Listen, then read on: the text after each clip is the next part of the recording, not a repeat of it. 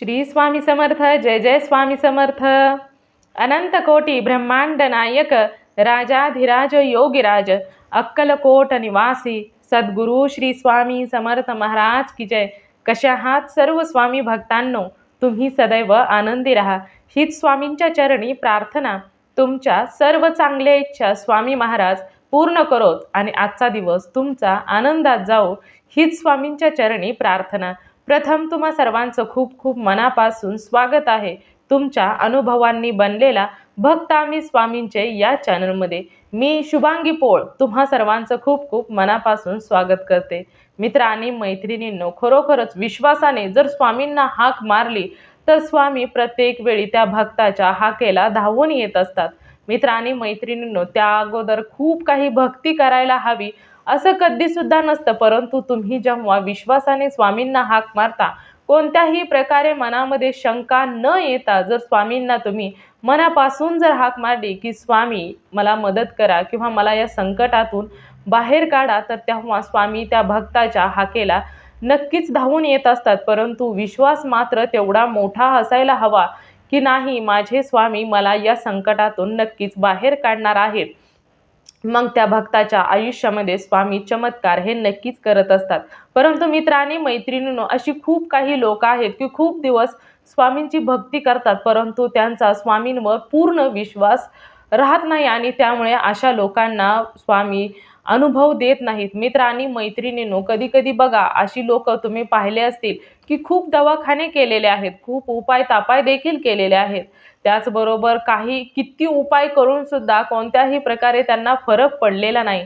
तर त्यानंतर ती लोक बघा अशी करतात की हां, या देवाची भक्ती केल्यानंतर कुठे फरक पडेल का? आम्ही एवढे दवाखाने केले, एवढे उपाय तापाय केले, परंतु फरक पडला नाही आणि या मंत्राने फरक पडेल का?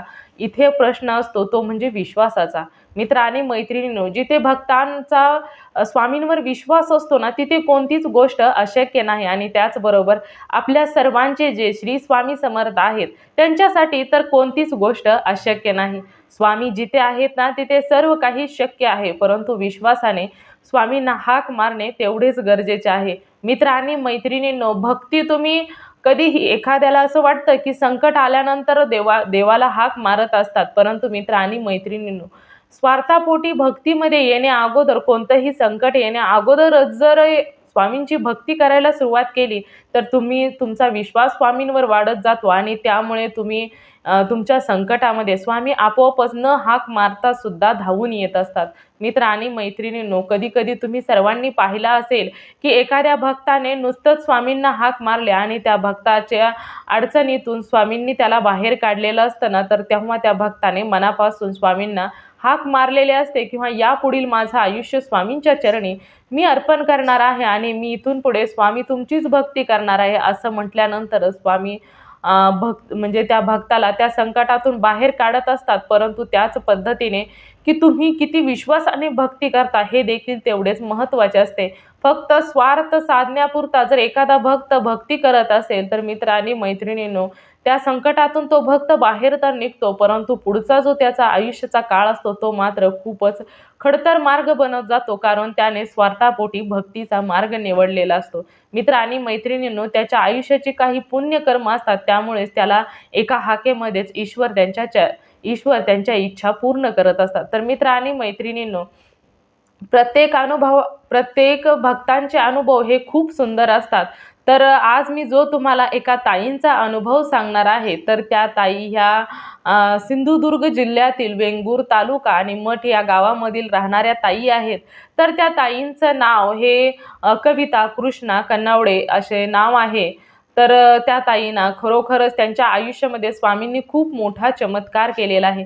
मित्र आणि मैत्रिणींनो, त्या ताईंचं कपड्याचं दुकान आहे आणि त्या खूप बिझी देखील असतात, कारण घरचं देखील आवरायचं, त्यानंतर कपड्याच्या दुकानामध्ये दिवस जात असतो. तर प्रत्येक वेळी म्हणजे खूपच कष्टाळू या स्वभावाच्या आहेतच. यावरूनच आपल्या सर्वांना समजते, कारण एखादी स्त्री अशी असते की तिला ना खूप काम करावंसं वाटत असतं आणि त्याचबरोबर ईश्वराच्या भक्तीचा मार्ग निवडणं ही मात्र मित्र आणि मैत्रिणींनो खूपच अवघड असते, कारण प्रत्येक बिझी लाईफमध्ये आणि आता प्रत्येकाची लाईफ ही खूप बिझी आहे. त्यामुळे कोणाला भक्ती करण्याला एवढा वेळ नाहीत, परंतु जे काही लोक काम करत करत सुद्धा भक्ती करतात ना, त्यावरती सुद्धा स्वामी प्रसन्न हे नक्कीच होत असतात. तर यांच्या आयुष्यामध्ये ना खरोखर या सुरुवातीला स्वामी हे त्यांना माहीत नव्हतं, परंतु त्या स्वामींच्या भक्तीमध्ये त्यांच्या दोन नंबर म्हणजे लहान मुलाच्या थ्रू आलेल्या होत्या. तर त्यांना 2 मुलं आणि 1 मुलगी आहे. आणि त्यांचे मिस्टर हे तरुण भारत पेपर तुम्हा सर्वांना माहीत असेल, तर त्या पेपरमध्ये पत्रकार हे आहेत. त्यामुळे त्यांच्या आयुष्यामध्ये ना खरोखरच सर्वच काही सुखी कुटुंब आहे. तर त्यांच्या आयुष्यामध्ये असं झालं होतं, की त्यांना सुरुवातीला श्री स्वामी समर्थ हे काही माहीत नव्हतं. चला तर मग त्या ताईंच्या आयुष्यामध्ये स्वामींनी नेमका कशा प्रकारे चमत्कार केला आणि माहीत नसणाऱ्या भक्तांवर स्वामींनी अचानकच कसा चमत्कार केला आणि त्यांचा विश्वास स्वामींवर कसा बसला, त्याचबरोबर त्यांच्या आयुष्यामध्ये कोणते असे संकट आले की त्यांनी स्वामींना हाक मारली. चला तर जाणून घेऊया त्या ताईंच्या शब्दामध्ये. चला तर मग ताई सांगायला सुरुवात करतात. सर्वात प्रथम तुम्हा सर्वांना श्री स्वामी समर्थ, जय जय स्वामी समर्थ.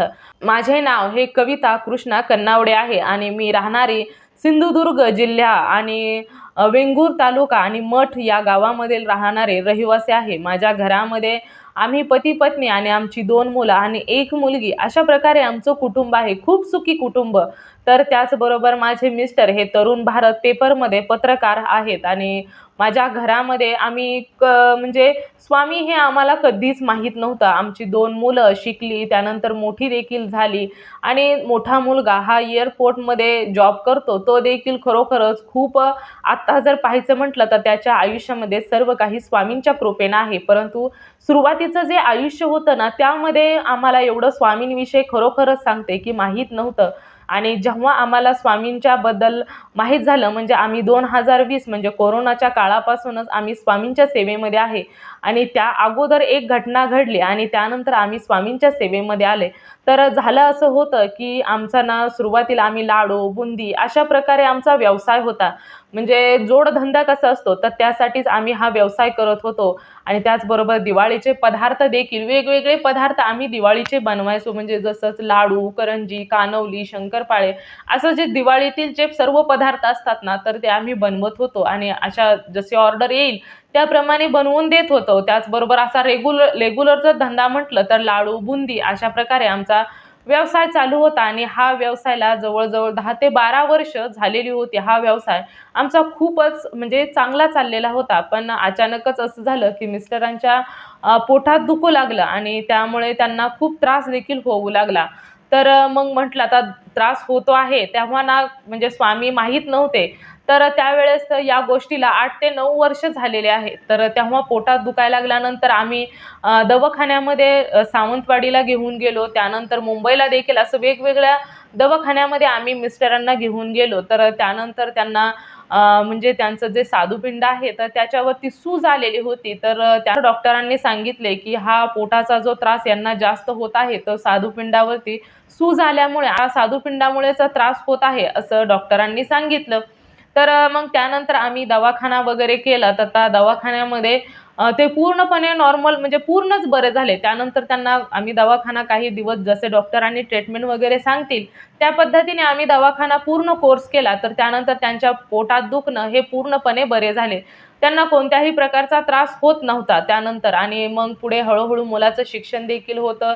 2 मुलं आणि 1 मुलगी तिघांचंही शिक्षण चालू होतं. मोठा मुलगा नंतर त्याने हॉटेल मॅनेजमेंटचा देखील कोर्स केला आणि पुढे त्याला एअरपोर्टमध्ये जॉब लागला. तो त्याच्या आयुष्यामध्ये सेटल झाला. तर दुसरा मुलगा तो देखील ट्रॅव्हल्स बुकिंग तेथे काम करत होता. तर एजन्सीमध्ये त्याचं काम वगैरे चाललेलं होतं.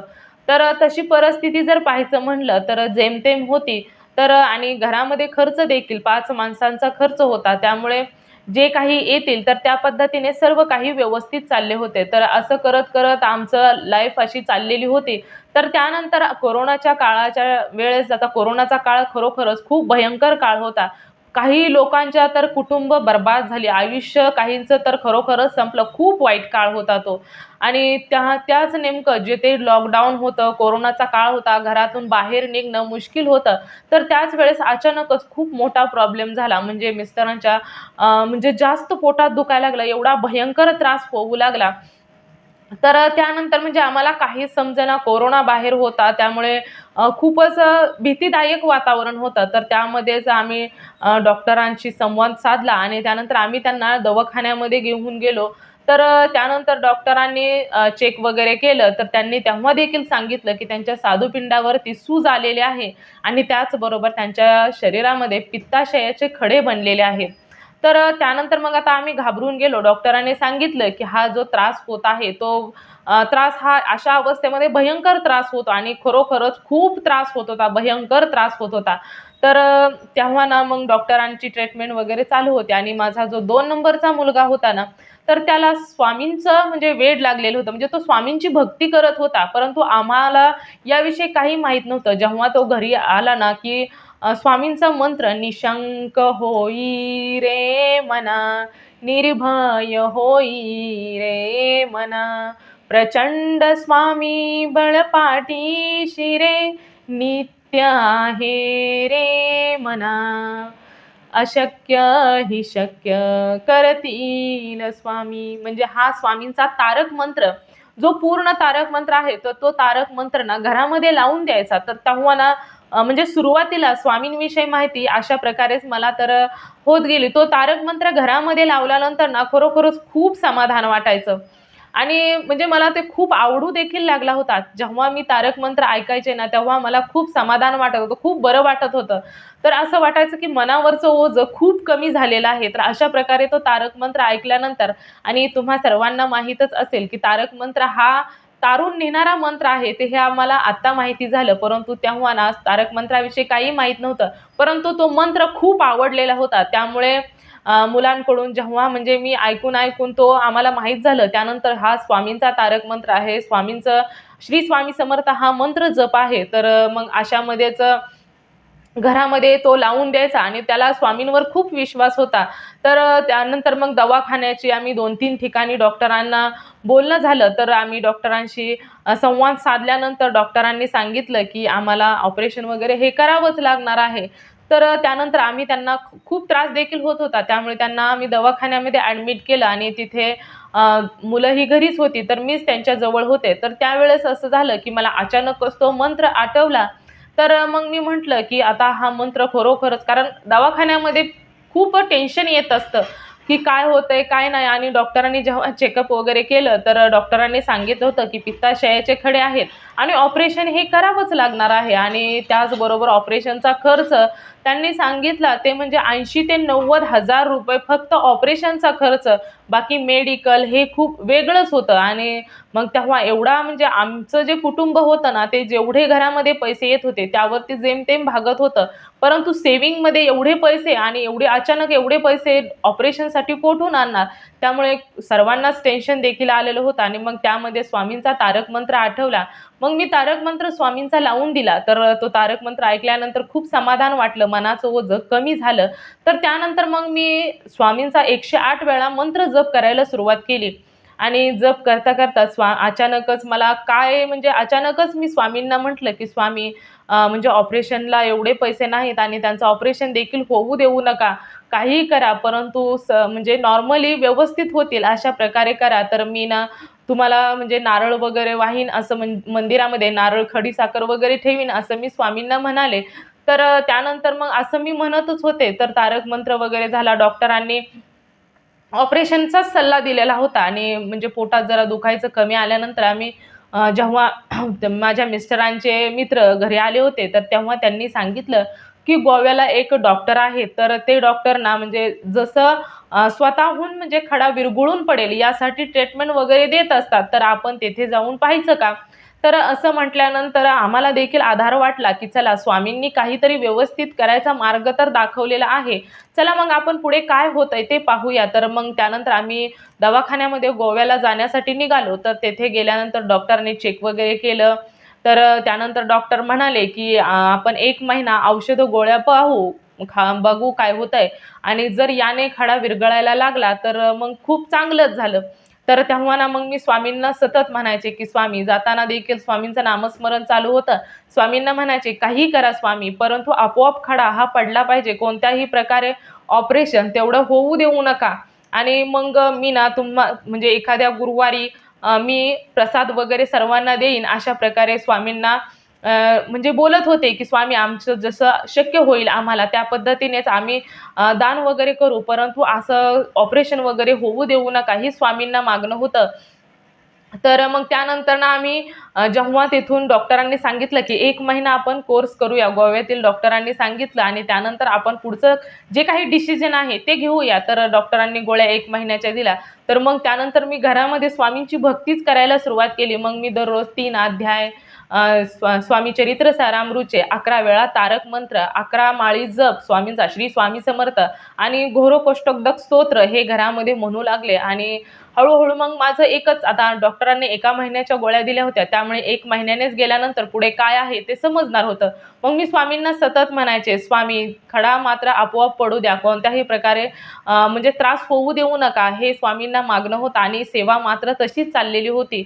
एवढं म्हणजे कधी कधी टेन्शन येत असतं, कारण आपल्याकडे जे नाही ते द्यायचं द्यायचं म्हटल्यानंतर खूप टेन्शन येतं, आणि पैसा हा एवढा नव्हतेच आमच्याकडे, त्यामुळे स्वामींनाच गाऱ्हाणं गायचं चाललेलं होतं. 1 महिना गोळ्या औषधं खाल्ली आणि त्यानंतर डॉक्टरांनी बोलवल्यानंतर आम्ही 1 महिन्याने डॉक्टरांकडे गेलो. डॉक्टरांनी पुन्हा चेकअप केलं, तर त्यावेळेस डॉक्टरांनी सांगितलं की म्हणजे खडा विरघळायला सुरुवात झालेली आहे आणि थोडा थोडा खडा पडायला देखील सुरुवात झालेली आहे. त्यामुळे आपण पुन्हा 1 महिन्याच्या गोळ्या देऊ आणि त्यानंतर पुढं जे म्हणजे ट्रीटमेंट आहे ती करूया. तर मग डॉक्टरांना म्हणजे म्हटलं की जेव्हा डॉक्टरांनी सांगितलं की खडा विरघळतोय, थोडा थोडा विरघळतोय आणि विरघळायला लागलेला आहे, तेव्हा खरोखरच खूप बरं वाटलं. आणि मग म्हटलं की खरोखरच स्वामी तुमची लीला ना अगाध आहे. तुम्ही म्हणजे जसं मी तुम्हाला म्हटले की खडा आपोआप विरघळू द्या, तर विरघळायला लागलेला आहे. तर आता ना जेव्हा आम्ही दुसऱ्या वेळेस दवाखान्यामध्ये येऊ, म्हणजे त्यावेळेस देखील डॉक्टरांनी 1 महिन्याच्याच गोळ्या दिलेल्या होत्या. तर मग मी स्वामींना प्रार्थना केली की स्वामी या वेळेस ना जेव्हा आम्ही दवाखान्यामध्ये जाऊ, तेव्हा ना एक म्हणजे काही सुद्धा राहिलेलं नसावं, पूर्ण खडा पडलेलाच असावा, अशी स्वामींना प्रार्थना केली. आणि 1 महिन्याची पुन्हा ट्रीटमेंट चालू ठेवली. सेवा देखील तीच चालू होती. गोळ्या वगैरे झाला, 1 महिन्याचा कोर्स झाला आणि त्यानंतर आम्ही पुन्हा दवाखान्यामध्ये गेलो. आणि आश्चर्याची गोष्ट म्हणजे त्या गोळ्याने खडा पूर्णपणे पडलेले होते. म्हणजे एवढा आनंद झाला, एवढा आनंद झाला की खरोखरच ना स्वामींची लीला अगाध आहे. आणि जिथे श्री स्वामी समर्थ आहेत ना, तिथे काही सुद्धा अशक्य नाही. स्वामींच्या कृपेने ना आपोआप कोणत्याही प्रकारे खडा आपोआपच पडला. कोणत्याही प्रकारे ऑपरेशनची गरज नाही, काही सुद्धा गरज नाही. जिथे 80 ते 90 हजार फक्त डॉक्टरांनी ऑपरेशनचा खर्च सांगितलेला होता. मेडिकल तर वेगळंच, म्हणजे 1 लाखाच्या वर बिल जात होतं आणि एवढं आमच्याकडे पैसे नव्हते. त्यामुळे स्वामींकडेच गाराणं सतत गायला आणि त्यानंतर स्वामी त्या कृपेनं आम्हाला पावले देखील. स्वामींच्या कृपेने खडा आपोआप पडला. आणि म्हणजे आम्ही तेव्हापासून स्वामींचे एवढे भक्त झालो. आणि त्याचबरोबर मी स्वामींना ही देखील प्रार्थना केली होती की स्वामी जर खडा जर आपोआप पडला ना, तर मी आयुष्यभर स्वामी तुमची सेवा करेल, कधी सुद्धा तुमचे चरण सोडणार नाही. आयुष्यभर माझे जीवन तुमच्या चरणी नेहमी अर्पण करेन. तर अशा प्रकारे स्वामींना प्रार्थना केली होती.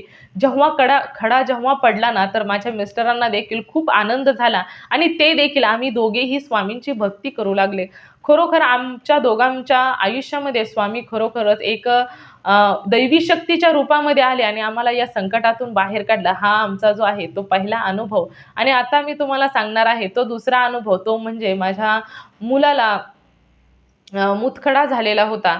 तर त्यानंतर ना मोठा जो मुलगा आहे, जो हॉटेल मॅनेजमेंटचा कोर्स झालेला आहे आणि त्याचबरोबर त्यानं एअरपोर्टमध्ये देखील कामाला आहे. त्याच्या आयुष्यामध्ये ना खरोखरच तो पूर्ण व्यवस्थित आहे. तर त्याच्या म्हणजे त्याला मुतखडा झाला आणि मुतखडा झाल्यानंतर त्याला खूप त्रास होत होता. तर त्यावेळेस देखील आम्ही दवाखाना वगैरे केला. तर डॉक्टरांनी सांगितलं की ऑपरेशन करावे लागेल.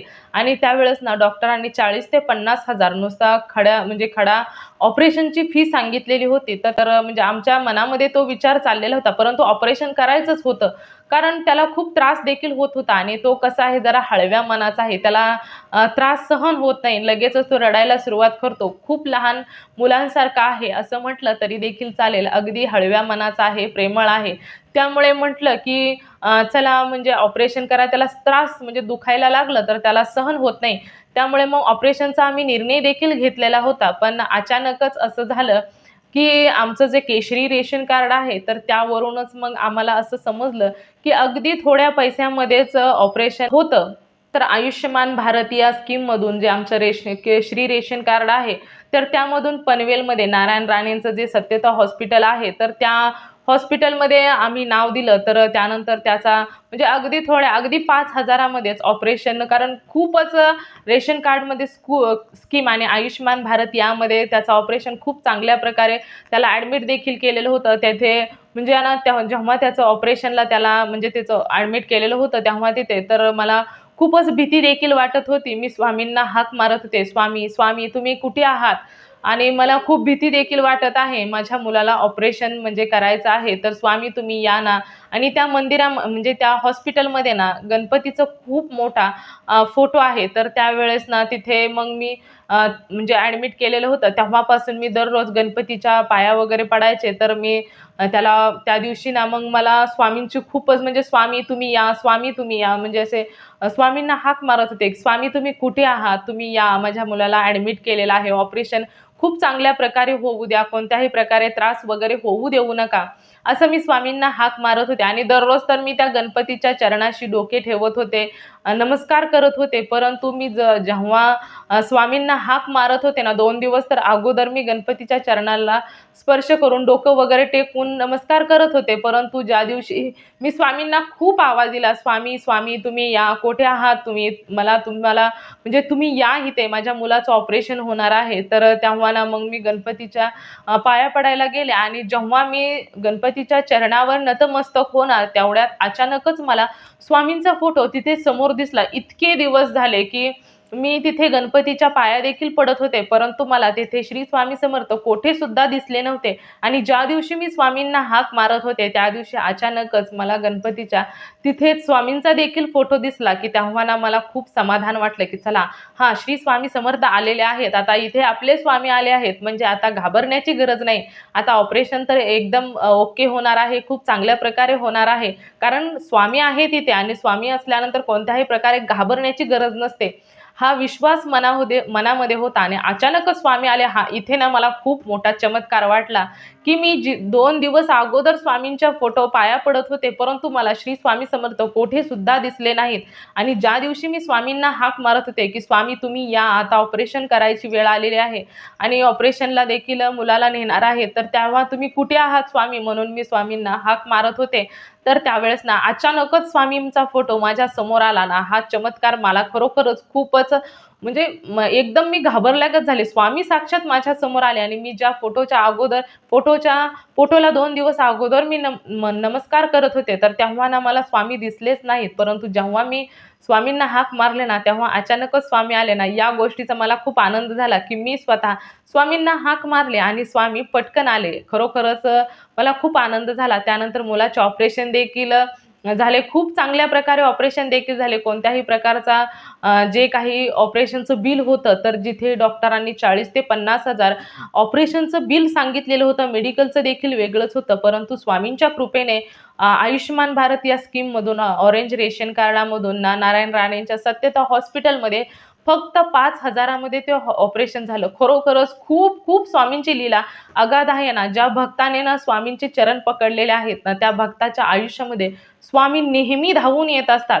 खरोखरच हा ना मला खूप मोठा अनुभव वाटतो.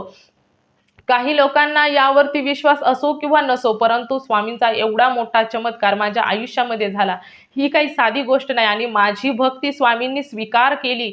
मित्र आणि मैत्रिणींनो, सर्वात महत्त्वाचं म्हणजे स्वामींची भक्ती करायला भाग्य असावंच लागतं. त्याचबरोबर भक्ती केलेली स्वामींनी स्वीकार करणे ही देखील तेवढेच महत्त्वाचे आहे. आणि आता असं झालेलं आहे, की जेव्हा स्वामींची मी सुरुवातीला मला स्वामींनी अनुभव दिला ना, तो देखील खरोखरच मला एवढा आश्चर्यकारक दिला, की माझा विश्वास स्वामींवर पूर्णपणे बसला आणि मी स्वामींना सांगितलं, की आता इथून पुढे माझं संपूर्ण आयुष्य हे स्वामी तुमच्या चरणी अर्पण आहे. मी आयुष्यभर स्वामी तुमची सेवा करत राहणार आहे. ही स्वामींना देखील प्रार्थना केली आणि खरोखरच स्वामी माझ्या मुलाच्या ऑपरेशनला अगदी हॉस्पिटलमध्ये आले. हे खरोखरच मला खूप आनंद झाला. अचानक स्वामींचा फोटो समोर येणं ही काही साधी गोष्ट नाही, तर हा माझ्या आयुष्यामध्ये देखील चमत्कारच आहे असं मी तरी म्हणेन. तर माझ्या मुलाचं ऑपरेशन झालं. मुलगा ना जरा म्हणजे एवढा म्हणजे हळव्या मनाचा आहे, त्याला त्रास म्हणजे झालेला सहन होत नाही, तर त्याला देखील तो खूप म्हणजे त्याला वाईट वाटायचं, त्याला रडू यायचं. तर तेव्हा ना तो अगदी लहान बाळासारखा आई, आई करून, मम्मी, मम्मी करून हाक मारायचा, सतत हाक मारायचा, की मला इथे दुखतंय, तिथे दुखतंय. परंतु स्वामींच्या कृपेने ना तो पूर्णपणे व्यवस्थित झाला. स्वामींची लीला आहे ना, खरोखरच जिथे आपण आपलं सर्वस्व स्वामींच्या चरणी अर्पण करतो ना, तिथे स्वामी चमत्कार हे नक्कीच दावत असतात. तर आता त्यांची एकच अपेक्षा आहे, ती म्हणजे त्यांचा 2 नंबरचा जो मुलगा आहे, त्याला गव्हर्नमेंटचा जॉब लागावा. तर त्याचा म्हणजे त्यांना तेवढी इच्छा त्यांची पूर्ण झाली. तर तुम्ही सर्वांनी देखील प्रार्थना करायची आहे, की स्वामींच्या कृपेने ना म्हणजे जिथे स्वामी भक्त आहेत, एकाने जरी प्रार्थना केली ना, तर खरोखरच स्वामी ऐकत असतात. आणि जेव्हा सर्व स्वामी भक्त एखाद्यासाठी जर प्रार्थना करतात ना, तेव्हा तर स्वामी त्या भक्ताची इच्छा लगेचच पूर्ण करत असतात. तर मी तुम्हा सर्वांना मनापासून विनंती करते, की त्या ताईंचा जो 2 नंबरचा मुलगा आहे, त्याला गव्हर्नमेंटचा जॉब लागावा, असा प्रत्येक स्वामी भक्तांनी स्वामींना प्रार्थना करायची आहे. कारण कधी-कधी असं होत असतं, की स्वामींच्या कृपेने सर्व काही व्यवस्थित होत असतं. जिथे भक्ती ही नेहमीच कामी येत असते, त्यामुळे प्रत्येकाने प्रार्थना ही नक्कीच करायची आहे. तर मित्र आणि मैत्रिणींनो, या कविता कृष्णा कनावडे या ताईंचा अनुभव खरोखरच खूप सुंदर होता मित्र आणि मैत्रीण. आणि ताई, तुम्ही जर हा अनुभव ऐकत असाल, तर खरोखरच मला या पात्रतेचा तुम्ही समजला, त्याबद्दल मी मनापासून तुमची आभारी आहे. तर मला हा तुमचा अनुभव सांगण्याची संधी मिळाली, त्याबद्दल मनापासून धन्यवाद. तर मित्र आणि मैत्रिणींनो, खरोखरच या ताईंचा अनुभव खूप सुंदर होता. तुम्हाला या ताईंचा अनुभव कसा वाटला नक्कीच मला कमेंट करून सांगा. त्याचबरोबर तुम्हाला जर स्वामींचा एखादा अनुभव आलेला असेल, तर मी येथे तुम्हाला माझा WhatsApp नंबर देते. या नंबरवरती तुम्ही तुमचा अनुभव नक्कीच शेअर करायचा आहे. तुमचा अनुभव ऐकून जर कोणी एखादा भक्त स्वामींच्या भक्तीमध्ये आला, तर याचे पुण्य तुम्हालाच मिळणार आहे. त्याचबरोबर एक अनुभव शेअर केल्यानंतर स्वामी अजून सुंदर सुंदर अनुभव भक्तांना देत असतात. त्यामुळे तुम्ही तुमचा अनुभव हा नक्कीच शेअर करायचा आहे. त्याचबरोबर आपला हा चॅनल जो आहे भक्त आम्ही स्वामींचे, या चॅनलचं एकच ध्येय आहे, ते म्हणजे भक्त स्वामी भक्त वाढवायचे आहेत आणि प्रत्येकाचे जीवन हे स्वामीमय करून टाकायचे आहे. त्यामुळे तुम्ही सर्वांनी आपला अनुभव शेअर करायचा आहे. आणि कारण प्रत्येकावरती स्वामींची कृपा ही झालीच पाहिजे, त्यामुळे तुम्ही तुमचा अनुभव हा नक्कीच शेअर करायचा आहे. मित्र आणि मैत्रिणींनो, तुम्ही सर्वांनी मिळून माझा व्हिडिओ शेवटपर्यंत ऐकला, त्याबद्दल मी मनापासून तुम्हा सर्वांची खूप खूप आभारी आहे. पुन्हा भेटूया श्री स्वामी समर्थांच्या अशाच एखाद्या सत्य अनुभवाबरोबर. तोपर्यंत तुम्हा सर्वांना श्री स्वामी समर्थ. जय जय स्वामी समर्थ. तुम्ही सर्वजण नेहमी सुखी राहा, समाधानी राहा, आनंदी राहा. श्री स्वामी समर्थांचं नामस्मरण करत राहा. धन्यवाद.